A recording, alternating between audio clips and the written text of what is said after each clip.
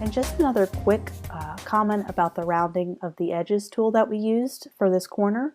I went ahead and went back a couple steps in my history because I wanted to kind of show you something that could happen. So right now I have the direct selection tool, and I'm able to have this curve create edges kind of option here. So when I click and drag, you notice that it's also clicking and dragging all the corners. So it's also doing this up top in the middle, if you could see that moving up and down. We just wanted this one corner. So if you want all the corners, you could do that. Or if you kind of click it and then click it again and hold, it'll only select that one. So it's a little finicky. So if you just, the very first time you click and hold it, it'll do all of them. But if you kind of click on it once and then click on it again and then hold, it'll only do that one corner, which is what you want. So now I'm back on the other side of the M. I'm going to do the same thing. Go ahead and get my selected the M. I'm going to get my direct selection tool. Have my rounded edges here. Click twice. So I don't want to drag all the other corners. And I already did that one with the curvature tool. Kind of adjusted that one. All right, so the top portion is done. So I have the right side and the left side. I'm just going to work our way down the M. So now I want to be able to add a little black area to make that curve happen. So we can draw that manually with the pen tool and add the shapes together using the shape builder tool.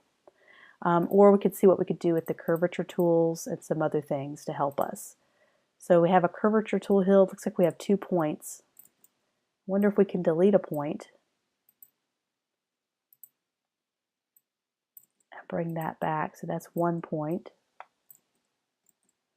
Well, it's a little complicated. Let's see. We have this curvature option. Click once, click twice, and drag up. Oh, perfect. Love that option. Let's make sure it didn't change any other corners for us. It didn't. It just did that one. So that was easy. Another option would just be to grab the pen tool and to trace around and add a shape and then bring it together using the shape builder tool and just adding those shapes as one object. So that was easy. So now we have these 2 little parts of the M. Let's zoom out. Kind of the apex of the M here. And so once again, I can add a little shape, and I might do that just so I can show you an option if you don't get that curvature tool option. I might have to reduce the stroke on this a little bit so I can see exactly where it goes. I can just grab the regular pen tool. I'm just going to go ahead and trace that. Let me zoom in so you can kind of see what I'm doing. I'm just going to trace around this little circle. We're just trying to be as exact as possible because we are using the golden ratio, so we're just trying to be very exact with our measurements. And just take the eyedropper tool, make that black. See if we like that. And if we like that, oops, zoom out. What's great is we can copy and paste that and reflect it. So I'm going to copy this little object. Here's the little object, and we're going to reflect it. You go up to Object, Transform, and Reflect. I'm going to do a vertical reflect. Perfect. So now I can drag it over here and line it up, and I already have that done. And we could always fine-tune it after we take out the circles. We'll be able to fine-tune it a little more. So let's do this very bottom of the M. And that's already pretty close. Let's see if we can't just grab the curvature tool. So next we're going to do the bottom of the stem of the M's. The reason why we made this a smaller circle is if we were to cut it along this large circle, that would be a very dramatic cut to the M. I don't want it so dramatic, I want a more subtle cut, so that's why we have this more medium-sized golden ratio circle. So now we just have to cut this portion out. Let's go ahead and zoom in and start that process. So a couple ways we can do that. We can add a point right here and a point right here. And it looks like there's 2 points. So let me see if I can't remove one. Now there's only 1 point left.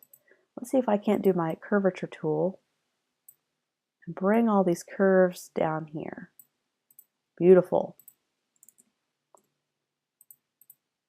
It's such a handy little tool. Okay, let's do the same thing on the other side. So I'm just deleting, there's 2 anchor points, so I'm just deleting one so that I can use the anchor tool. And that one seems to be a little different. Let's do something different, just to kind of show you other options. So I could take the pen tool and I could cut a little shape out right here. I'm just going to do the stroke so you can see what I made. and make it a different color. So I'm going to take everything inside and cut it out. So I'm going to highlight this shape and then highlight the M. And I'm going to flip this back to a fill. Select both. I'm going to grab my shape builder tool over here. Hold down Option or Alt if you're on a Windows and just start subtracting. And that's another way you can cut it out. Of course, I have to go back and noodle around with this little bit right here. Let's subtract.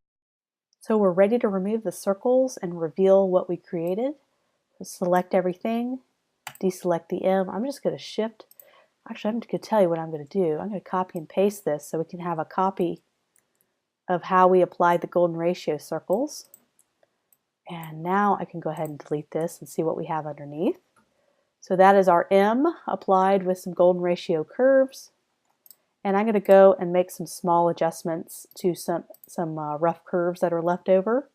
And once I fine tune this, we can start to adapt this to a little branding, a little logo mark I'm going to do, kind of a personal brand I decided to do with this. So I'm just taking the curvature tool. I'm just going to make some adjustments to the curve and get them just right.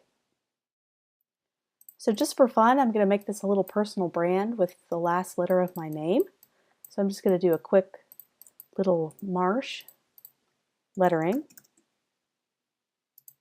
And I'm going to make this Open Sans because I'm free to use that.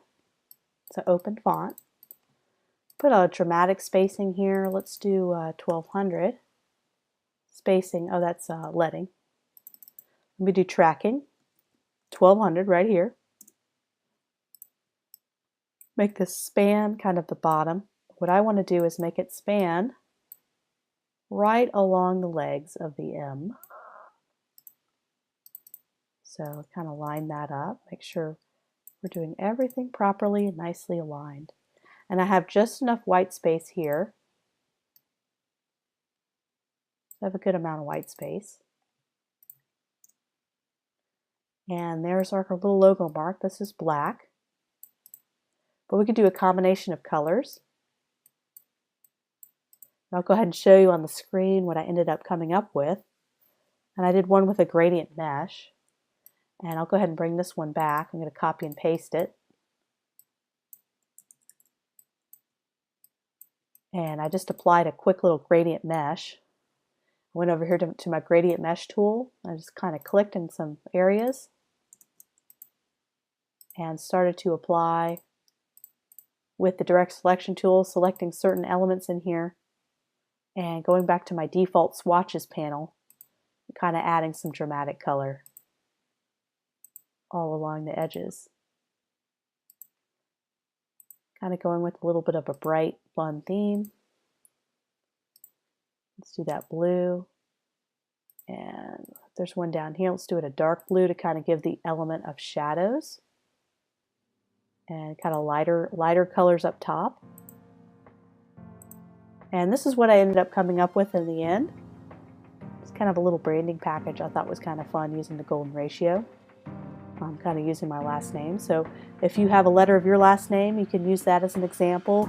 Use the golden ratio circles and start applying some curves. Overlap those circles to find unique curves and shapes as well. As long as you don't change the size of the circles relative to each other. You can change all of them at once and make them bigger or smaller, but don't change one circle and make it larger than the other, then you mess up the ratio.